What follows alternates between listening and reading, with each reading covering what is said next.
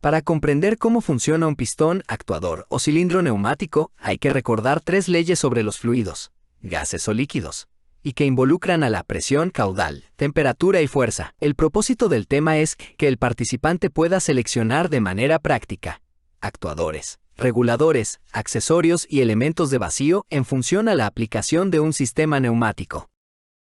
Los pistones se utilizan para empujar o jalar, subir o bajar y girar. Aquí se muestra un ejemplo de su funcionamiento, tanto para cilindros de simple como para doble efecto. A la derecha, un pistón de simple efecto con una entrada de aire y regreso por resorte. A la izquierda, uno de doble efecto con 2 tomas, una para avanzar y otra para retroceder. De un clic sobre la imagen de la máquina, para ver el video de su operación en un proceso que servirá para colocación de tapas en frascos. Como se vio en la lámina anterior, los pistones se encargan de realizar el trabajo en forma de movimiento lineal o de giro limitado. Y los hay básicamente 2 tipos, los de simple y los de doble efecto. El simple efecto neumático requiere solo una entrada de aire para avanzar, y el retorno se da por efecto del resorte. El de doble efecto necesita una entrada de aire para avance y otra para retroceso. Los pistones de giro limitado los hay principalmente con émbolo, mesa giratoria, o de émbolo movido con paletas. A todos los se le pueden acoplar sensores para detección de fin de carrera. Arriba está la simbología normalizada para pistones de simple y doble efecto. Se destacan las variantes, con detección magnética, amortiguamiento y amortiguamiento ajustable. Dé clic al video para ver el funcionamiento del amortiguamiento ajustable. Además se muestran algunos ejemplos de aplicación para pistones especiales, sin vástago, de doble vástago y multiposición. Hay algunas aplicaciones en las que no es admisible que el cilindro vaya a la máxima velocidad al final de su carrera. Estas aplicaciones exigen un cilindro con amortiguación de final de carrera regulable.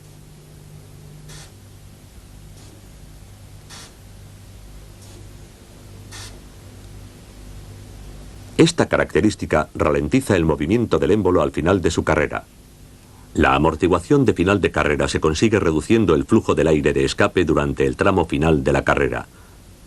Esto ocasiona una sobrepresión del aire en el cilindro que se opone al desplazamiento del émbolo.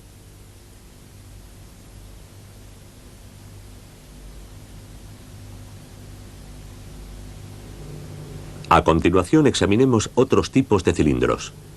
Por ejemplo, este cilindro de doble efecto posee doble vástago.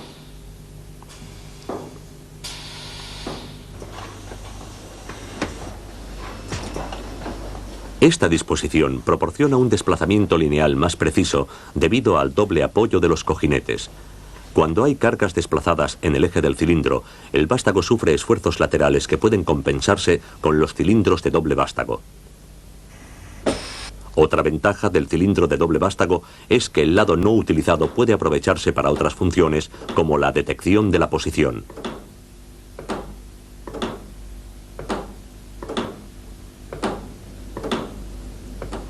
Otros tipos de cilindros tienen el vástago hueco. Estos pueden utilizarse para pasar los hilos de conexión de dispositivos montados al final del vástago. Por ejemplo, un electroimán.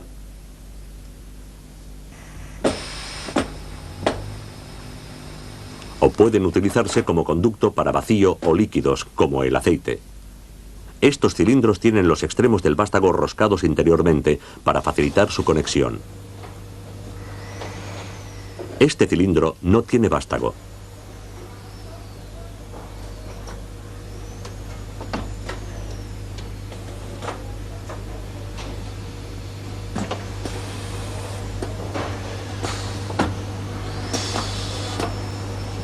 Dentro del cilindro hay un imán en forma de anillo. En la parte exterior del cilindro hay una pieza denominada corredera que también contiene un imán. Pueden alcanzar carreras de hasta 10 metros. Utilizando cilindros, también pueden alcanzarse posiciones intermedias. En esta aplicación, esto se consigue utilizando válvulas y varios sensores.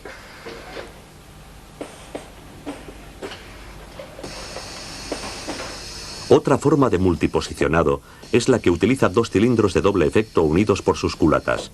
Si los cilindros son de carreras diferentes, esta disposición puede alcanzar 4 diferentes posiciones.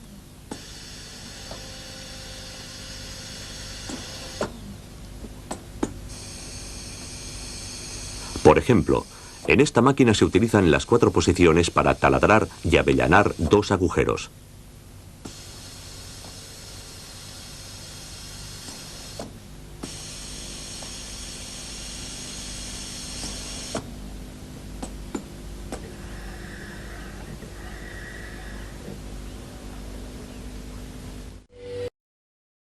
Examinemos la relación entre la fuerza y la velocidad. En este ejemplo, con cargas iguales, ambos cilindros avanzan a la misma velocidad.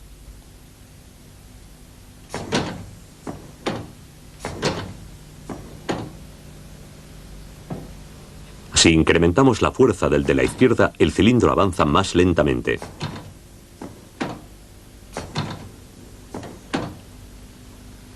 Si añadimos más carga, aún avanza más despacio. Por lo tanto, con la misma presión y tamaño de cilindro, al aumentar la carga disminuye la velocidad. Si a un cilindro se le aplica una carga del 75% de su capacidad, la velocidad de avance será la mitad de la que obtendría sin carga. Veamos ahora el efecto de los cambios en la presión. Aquí, un cilindro avanza bajo carga con una presión de 380 kPa. Si el peso de la carga se dobla, el cilindro ya no avanzará hasta que la presión se incremente a 600 kPa. Esto demuestra que hay una relación directa entre la presión de funcionamiento y la carga.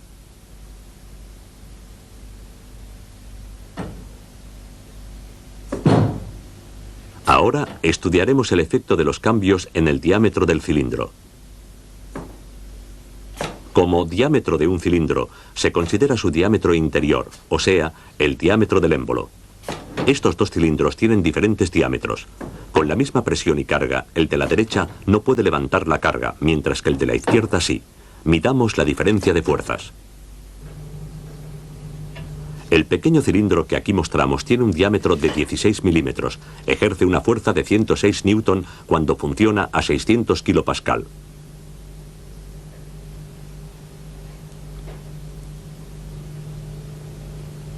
Un cilindro con un diámetro de 25 milímetros a la misma presión ejerce una fuerza de 262 newton. Cuando se aplica la misma presión a un cilindro de 32 milímetros, se produce una fuerza de 418 newton. Esta relación se muestra con la fórmula: la fuerza F es igual al área del émbolo A multiplicada por la presión P. Uno de los principales fenómenos físicos a tomar en cuenta es cómo se comporta la fuerza del actuador con la velocidad que alcanza. Dé clic en la imagen del pistón para ver el video correspondiente. Otros fenómenos físicos a considerar cuando se trabaja con pistones están dictados principalmente a través de 3 leyes sobre fluidos que a continuación se describen. La ley de Boole-Mariotte del siglo XVII establece que a temperatura constante, si la presión de un fluido aumenta, su volumen disminuye, es decir, la presión es inversamente proporcional al volumen. La ley de Gay-Lussac relaciona la temperatura de un fluido con su presión y establece que al aumentar la temperatura, aumenta la presión y viceversa, es decir, son variables directamente proporcionales. En los sistemas neumáticos e hidráulicos, esto es importante ya que al aumentar la temperatura, habrá más presión, y eso también provocará mayor fuerza en el pistón.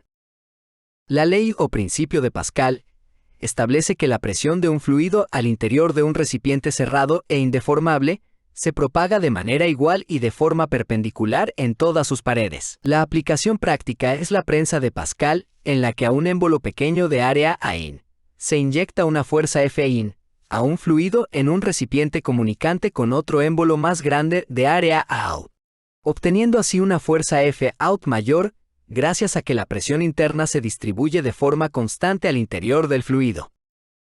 En un pistón en el que el área A-in y A-out son iguales, la fuerza F-in será igual a F-out, y entonces la presión interna o manométrica queda definida como la fuerza aplicada en determinada área. Esta relación será la fórmula clave para el determinar la fuerza de un pistón si se conoce la presión de trabajo del fluido interno, dividida entre el área del émbolo donde impacta. En resumen, la presión de un fluido en un recipiente cerrado e indeformable es inversamente proporcional al volumen, y directamente proporcional a la temperatura. En una prensa de Pascal con émbolos de entrada y salida iguales, como es en un pistón para trabajo industrial, la presión del fluido es igual a la fuerza entre el área del émbolo del mismo cilindro. También hay que recordar que a presión constante, a mayor fuerza que debe hacer el cilindro, menor velocidad alcanzará. El siguiente ejercicio es un ejemplo de selección del diámetro de un pistón de doble efecto para una mesa automatizada que levanta objetos de 100 kilogramos de masa y trabaja a 6 bars de presión. La solución se hará por dos métodos, mediante fórmulas y después usando gráficos prácticos de presión y fuerza. Con el uso de un diagrama o nomograma para la determinación de diámetro de pistones, se consigue de una manera más práctica y en 3 pasos la selección comercial de un actuador neumático. Requieres conocer la fuerza necesaria en newtons y ubícala en el eje Y. Traza una horizontal que corte con la línea de presión de trabajo y baja una recta al eje X. Así tendrás el diámetro recomendado. Se selecciona un pistón de doble efecto de 50 milímetros de diámetro y la carrera que se requiera recorrer de entre 1 a 2800 milímetros de acuerdo con el fabricante. Existe para este una serie de accesorios recomendados para cada tipo de aplicación, como se muestra en el despiece de la derecha. En resumen, se presenta una opción específica como ejemplo, con sus accesorios mínimos recomendados: fijación, conectores o racores de conexión roscada y salida para manguera, y reguladores de flujo. Para concluir la selección de un pistón y la definición de sus características de funcionamiento, ahora se determina el consumo de aire mediante un diagrama de gasto y su ecuación correspondiente. Para el consumo, localice en el eje X del gráfico el diámetro del pistón. Trace una recta vertical hasta cruzar con la diagonal de presión de trabajo. Luego extienda una horizontal hasta el eje Y. Ahí estime un valor para la variable Q, ejemplo 0.16. Este servirá para usarlo en la ecuación de pistones de simple o doble efecto, junto a la carrera y la frecuencia de funcionamiento del actuador.